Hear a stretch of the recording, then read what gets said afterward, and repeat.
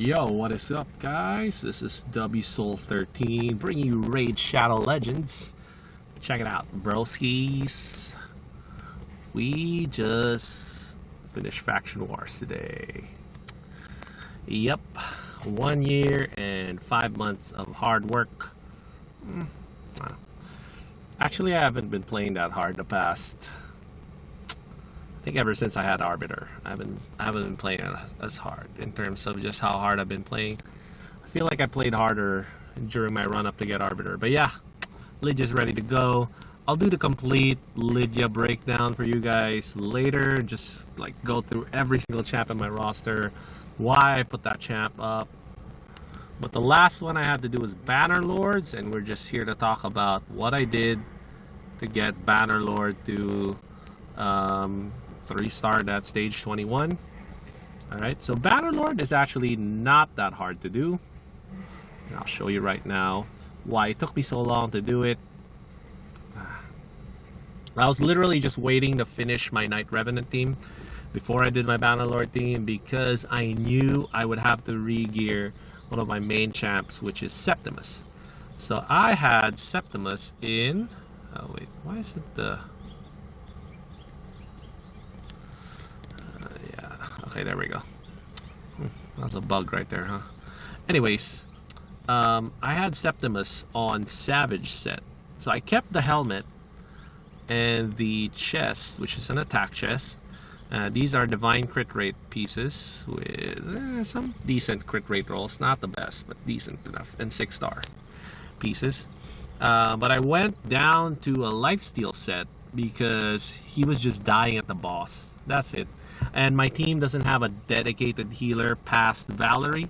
So Valerie kind of caps out, you know, pretty early for you. And the only reason you'd actually put a Valerie up is because you would want to, if you're intending to use her in Scarab King in conjunction with another shield champ, right? But then it gets harder to keep the turn meter down, especially later on the Scarab boss, if you don't have like the really premier turn meter reducers like Allure, you know. But other than that, I did Septimus, and I took him off Savage set. He's fully booked, of course, because he is a boss killer. And then the other one, alright, I'm gonna go through all the 60s, right? So I did 5 6-stars for Bannerlord, mainly because I wanted to do it without having to re-gear Septimus, because Septimus plays a really crucial role in my budget unkillable team and also my Spiders 20 farming team. So I didn't want to touch that, and I was just waiting as long as I could for Knight Revenant to get done. I cleared Knight Revenant yesterday, so now I had no choice but to re-gear Septimus, so I did it. Oathbound as well, I had him on Days set, right? I was trying to be cheeky, had him on Days set. You just want stun set. Stun set is just better. So the boss for Bannerlords is the one with the ally attack. One of them will do like ridiculous single target damage, and the other one does really strong AoE damage, and you combine that with a boss, it could kill your guys in one shot. Which is why I built everybody with a lot of HP. Oathbound had 47,000 HP with an Immortal set. Septimus, I think, is the lowest HP guy on my team with 43,000, right? And I had Valerie's HP aura as the leader of the team. And what Oathbound does with stun set is just stun up those ads on the boss. And if you time it correctly, or if you get lucky, when the boss will do the AoE, the minions are stunned, so there you go, you take a lot less damage, right? But you basically just have to withstand that AoE once, because if you bring enough damage and control, usually you'll be able to take the ads down, no problem after that. So why is Oathbound so good? Mine is fully booked. I just wanted the buff chance maxed out on the debuff chance maxed out on this A2. and the cooldown on this A3, but I ended up having to fully book him, which is fine because the A1 actually has a higher chance of putting the freeze on. So I'll have freeze and stun and decreased attack and block skill cooldown. It's really, really strong. Oathbound is amazing. So he helps me get through the stage 21 waves, which are not actually a shoe-in. So you got that Man-Eater, Steel Skull wave. That's kind of hard to break, you know, if you don't have this kind of like decrease block cooldown skills, type block or stun or something, just to keep them from getting their abilities off before you kill them. And then, of course, Archmage Helmet, our reward from normal Doom Tower. My god, this guy is really, really good. Really, really good. I love him. I don't have any books on him, though. So, if there was going to be an upgrade path for this team, if I still couldn't beat it, I would probably book this guy out a little bit just to get this Psychic Guidance on more often. And also, this stun skill is actually a really strong stun. And it deals a lot of damage because you're hitting your main target twice, right? So you hit the main target. No. Let me take that back.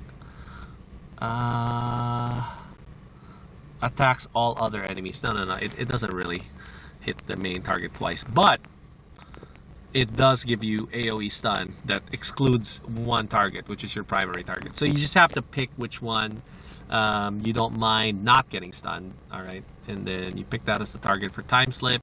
Does very well. And then this one does a turn meter fill of up to 20% if your hit is critical. Also, you can't be decreased turn metered, I guess, so it's fine. That's not really a big deal. But I have it on all immortal set. He's pretty tough. 55,000 HP, 2,000 def. Very fast, 198 speed. So I wanted him fast because I wanted him to go ahead of all my damagers. Which is basically Septimus and Oathbound. Also on Oathbound, by the way, I forgot to tell you guys. I didn't show you guys the masteries, huh? For Oathbound, I went with Fearsome Presence. So that was one of the big changes I did. I had him on a War Master, but I decided to change to Fearsome Presence because I preferred to have that control against the adds in the boss fight. Because Septimus would die, Valerie would die in a boss fight. So I'd make it through the boss fight with my original setup before, but Septimus would die, Valerie would die. So I just wanted none of that. And even Valerie, I had to re-gear. So we'll go to Valerie right now. So Valerie, my major re-gear with her was I put her on regen set. I had her on reflex set. So I was trying to be cheeky. I had her on a reflex set, which is fine because these are like really high cooldowns. So this is a 3-turn cooldown, which isn't bad. 3-turn isn't bad, but this is a 5-turn cooldown. This is our best skill. It's on a 5-turn cooldown. So I wanted just something to get that cooldown a little bit lower, but the reflex set just wasn't triggering often enough on this protect skill right here. You know, because this had a slower cooldown, so this means this was on cooldown very often. So it would end up taking half the reflex procs, right? And I had her on the refresh accessories. You know, they're not great. These reflex accessories are not that great. This one is attack, def, with a speed roll though. So not entirely bad, but not great either. She's fully booked out. I put her up mainly for normal Doom Tower before, but now she's on my Faction Wars team. You could probably get away with having a level 50 Valerie here. I don't think it's important to put her up to 60, but I did mind the 60 because, like I said, my philosophy in Faction Wars is to kind of like delay as long as you can and just do other game stuff first. You know, I'm gonna break down this entire like Faction Wars philosophy, how you should approach it, stuff later on. I'm gonna do a Lydia recap, just how I got Lydia, but also like your mindset should be more like, oh, I want to do other game stuff first, progression first mindset, right? So you want to do dungeons first, you want to get deep in Doom Tower, stuff like that. So the stuff you bring up along the way to get yourself deep into that content, okay, those are the pieces you're gonna use for Faction Wars. So how you synergistically make that work is if you have two choices, let's say Tyrell versus Duke, you know. And you're already done with high elves. Well, you're picking Duke, right? Or Dagger in my case. Picked up Dagger. Dagger is actually good in the some of the secret rooms want like rare attack type champions, you know, which is pretty ridiculous if you ask me, but whatever.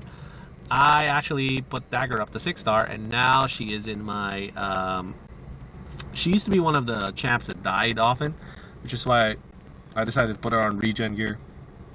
But yeah, she's fully booked out, and she's there for the decreased defense, so Septimus can hit as hard as he possibly can, even with just lifesteal set on. And that's it. That's how I did it. That's how I busted through Bannerlords today, and now I have Lydia. And next time we're going to be talking about how you should approach getting Lydia. It's a marathon, not a race, right? So I'm going to show you guys how I did my marathon in a year and 5 months of playing Raid. See you guys next time.